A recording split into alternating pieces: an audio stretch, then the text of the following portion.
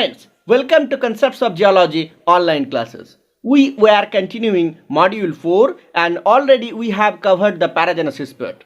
Today we will learn a very important and new topic of ore geology, that is the fluid inclusion geothermometry. Okay, this one. As we did an extra class on the last day, so we will need now 4 classes to complete the Module 4. Okay, so this will need 4 classes and the total classes will be not 10, this will be 11. Fine.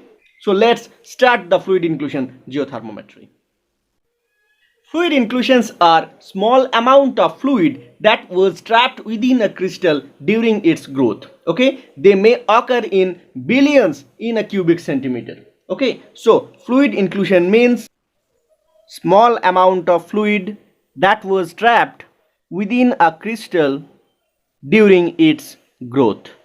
Fine. Commonly, they are seen on the doubly polished thin section of non-opaque minerals like quartz, cassiterite, fluorite, barite, calcite, dolomite, etc. And we need a doubly polished thin section under transmitted light microscope. Okay. Now normally the fluid which was trapped belongs to the solution from which the mineral has formed. But we have to keep in mind that this is always not mandatory, as we know during the sealing of a fracture which is present in a mineral grain, then also the crystal can grow just like an overgrowth. Okay, in that case the inclusion we may have will not provide the true data of the pressure and temperature in which the original crystal grown. Okay, rather it will provide the signature of the later event, I mean the sealing event. Fine. So clearly we are getting 2 types of fluid inclusion depending on the time of their formation. So fluid inclusions are of 2 types. First one is primary inclusion. That means the inclusion is trapped during the growth from the parent solution, I mean the magma or the event of recrystallization. On the other hand, if the inclusion is originated during a later event like fracture filling or passing of an weathering fluid, then it will be called as secondary inclusion. Okay, so second one is secondary, trapped during a later sealing event. So these are 2 types of fluid inclusion. Now see, commonly, especially in case of the primary inclusions, when the gas phase is trapped at the high temperature and pressure, it remains on a homogenized fluid phase. Okay, but with cooling and lowering the pressure, the solubility of the fluid decreases and it may break down into multi-phases. Suppose 2 phases like gas and liquid, or 2 immiscible liquids, or due to saturation some solid crystals may be precipitated from the solution. Okay, these solids are called daughter crystals. Commonly we find salt like halite, solvite in form of daughter crystal in aqueous inclusions. Okay, so these are called multi-phase inclusions. Okay, so multi-phase inclusion means inclusion having more than one phase. Okay, for example, suppose water and vapor, or 2 immiscible liquids like CO2 and water, or suppose a liquid and a solid crystal. Okay, H2O and suppose NaCl. In the literature of fluid inclusion, we have 4 types of inclusion depending on the phase content. Okay, first one is type 1. This is mainly water and less than 40% is vapor. So the bubble will look like this one, and this is the vapor.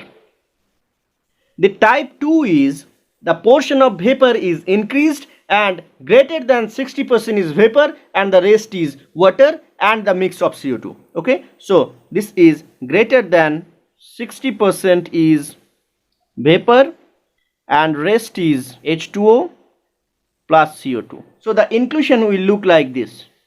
Most of the portion is vapor. Okay, and only this portion is liquid.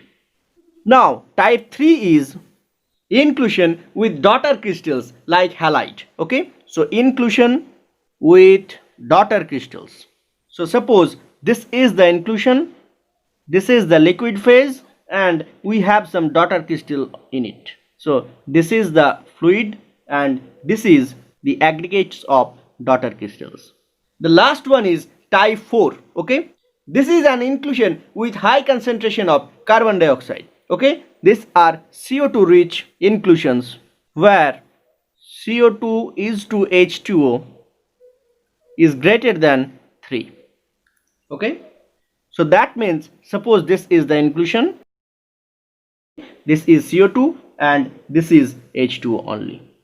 So these are 4 types of multiphase inclusion. Okay, now again we may find some equivalent droplets like inclusion in an elongated cavity. This forms due to necking down. Okay, you know all fluid tries to obtain a shape which has the smallest surface area. The property is called surface tension. An elongated inclusion during subsequent cooling may be separated into equivalent droplets. The force behind this is to make the surface area minimal. Okay, so suppose this was an elongated inclusion. With subsequent cooling, we may have the inclusion look like. With more cooling, some more droplet may be formed. Okay, so suppose this is like this. So this effect is called necking down. Okay, this is happening due to cooling. Now at the end, if this necking down is happening after the homogenized fluid is already broken down into multiphases, then eventually suppose a droplet may contain only fluid or fluid and bubble or only a vapor phase. Okay, are you getting? Suppose this was the original inclusion and this was inhomogeneous, I mean multiphases. Okay, so suppose here there is a bubble, here a salt grain and here some vapor. So maybe during cooling the bubble is going into this and the salt phase is here and the vapor is here, and during more cooling this is the bubble, here is the salt phase and here is the vapor. Now this may create a great confusion and deep observation is needed, because if we fail to interpret this necking down process, all inclusions will provide different data though they are trapped in a single crystal. Okay, so now this will provide a different data, this will provide a different data, and this is providing a different data though they are part of a single inclusion. After proper identification and characterization of the inclusion, we can use them to decipher the paleo temperature or paleo pressure in which the host mineral has formed. But one of the data, that is either pressure or the temperature, should be known from the other sources. If the pressure is known, then we can decipher the temperature, or if the temperature is known, then the pressure can be back calculated. This is a limitation of the process. Again, we know all minerals in a rock, they may be ore or gangue, do not form at the same time. Okay, there is a concept of sequential crystallization or fractional crystallization. With this sequential crystallization, the composition of the magma also changes. So the inclusions found from gangue and from the ore, suppose in a single host rock, may indicate different environment of formation. So this is again a problem. Deep investigation is needed here also. So these were the description of fluid inclusion, how they look, what are the types, what are the composition, limitations and cousins of their study. Okay, today I am stopping here. On the next class we will see the application part of the fluid inclusion.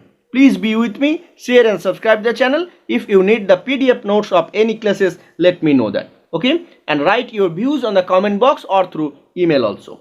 Thank you for watching. Goodbye.